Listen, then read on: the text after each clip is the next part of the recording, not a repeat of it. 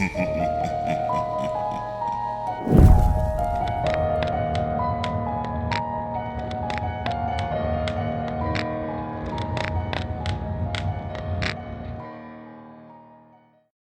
writing this so I can keep a bit of sanity.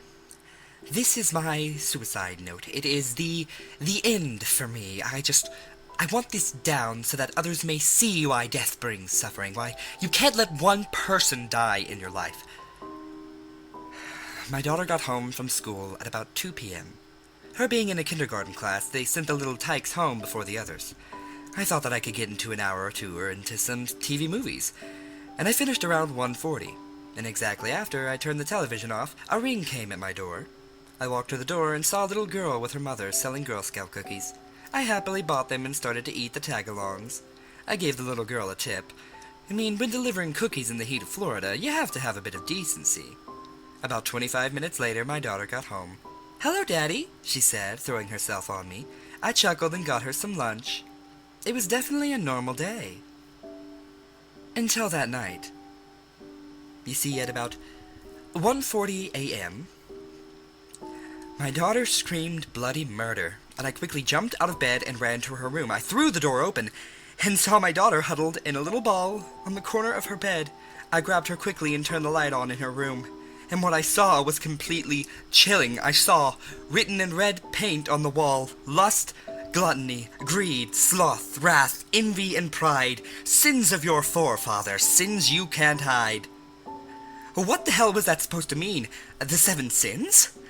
My daughter started to hyperventilate, and she started saying, "Daddy, Daddy, Daddy, Daddy," over and over again. I grabbed her asthma inhaler, and I tried to give it to her, but she was so far into an asthma attack that she couldn't really do much. I ran to my car with her and placed her in the back seat, and drove as fast as I could to a nearby hospital. We were instantly admitted, and she was saved from going into cardiac arrest. It turned out that my daughter, at 5, had a heart disease. It was about 7 years later, and during those 7 years, that things started to get really bad. It was Christmas time. I had a wife named Samantha and a son named Gregory. My daughter Haley was 12 years old. Greg was about 4. I was loving my life. The kids were happy. Samantha and I were happy. It was great. Except for the years previous. In the first year, all of the women around me became aroused and flirted with me constantly. You want to know why that was bad? Because every one of them that I rejected killed themselves. One gutted herself with a kitchen knife, and another hung herself from the gutter on her house. The second year, my daughter became infatuated with food so much that her heart condition worsened. She was rushed to the hospital over 10 times during the course of the year, but when the year was up, she became anorexic and stopped eating much altogether. The third year, my house went into foreclosure, and I became very stingy with money and food. We later found out that the shitty landowner of my house still had rights to our land and was stealing money out of my credit card for 2 years. But I'm lucky I met Samantha, and she let my daughter and I move into her home. We married in December, and I had my son in October. The fourth year, I was called by many talent agencies asking about my amazing singing skills, which I had shown off when I sat in with a band a month before the year started. You see, the thing is, when I said no, they would just keep calling me and keep calling me until they became violent, calling me foul names. One of them even tried to kill me right outside my own house. He shot at me with a handgun and clipped my ear. The fifth year, I became inexplicably angry at my daughter and wife for everything. I became abusive in the month of December, but in that same month, I fell down the stairs and suffered brain damage, but so little damage that it gave me little memory of the years past. I can only recall this because my daughter told me about it. In the sixth year, my daughter became jealous of my son getting all the attention. I tried to tell her that babies need more attention than 10-year-olds, but she became angry and violent. She eventually ran away. I called the Center for Missing and Exploited Children, and they found her in the abandoned house next to ours, hiding in one of the closets. She was starving and eventually kicked her anorexia. It was the 7th year now, and nothing had really happened at all. I mean that is until that night at exactly 1:40 a.m. that the shit hit the fan.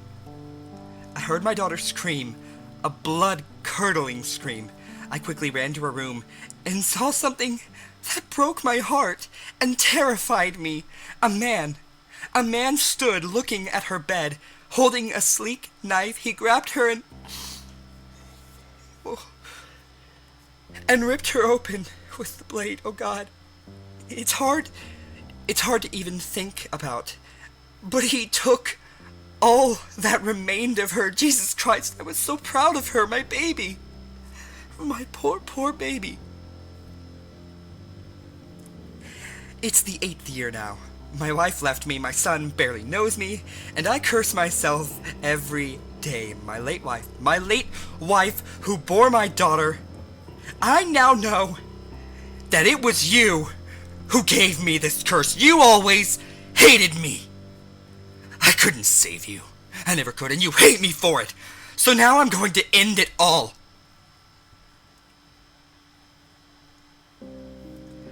Hello. This is Gregory, the boy in the story. I'm 36 now, and I was given this note from the police about a year ago. This suicide note was written by my father back in 1980. I was only 5 years old. When my mother got the news about my father, she cried for about an hour. I was alone, too, and it wasn't until 10 years later that my mother gave me the real story. She cried crocodile tears when she heard the news. The only emotion she harbored for my dad was pure hate. See, my father did all of those horrible things that you see in the story. My father went insane at 1:40 a.m. in 1973, the date of his first wife and his anniversary. The psychologist he saw when his wife died had suspected that his wife's death was all his fault. He created an excuse and based his so-called revenge on the 7 deadly sins. The night of his wife's anniversary, he gave his daughter a shot of steroids, which gave her the heart condition. He killed every woman who flirted with him for 1 year, making their deaths look like suicides. The second year, he stuffed his daughter full of food, making her eat the largest portions. He became upset that it did not kill her, so he made her throw up all the food after every meal when the year was up, thus the anorexia. The third year, he sold his house, and let my mom use money from his credit card. He also became abusive for many years after. The fourth year, he claimed that he was the most talented singer ever, calling talent agencies and such. And when they turned him down, he would call them foul names, and he even tried to kill one of them. He shot at the man right outside of his studio, clipping him in the air. The fifth year, he tried to kill my mom and late sister many times, but my mother retaliated, pushing him down the stairs. He had acquired short-term memory loss and couldn't remember much about that month. The sixth year, he drove my sister out of the house, calling her stupid bitch or fucking whore. She hid in the house next door when my father called a lost child agency. The forensics team quickly turned her back into our house, which my mother frequently called hell. The seventh year, my dad was very tame. He became a very nice man, happy, and I was proud of his behavior. Until 1:40 a.m. On the night of his wife's anniversary, he killed my sister with a kitchen knife and fled with her remains to the Bahamas. I still cannot believe it to this very day. And at the beginning of the 8th year, he killed himself. The police force say that it was suicide, that he created a makeshift noose out of organic material. But they're all liars. They're all lying, because I know that the rope was made out of my sister.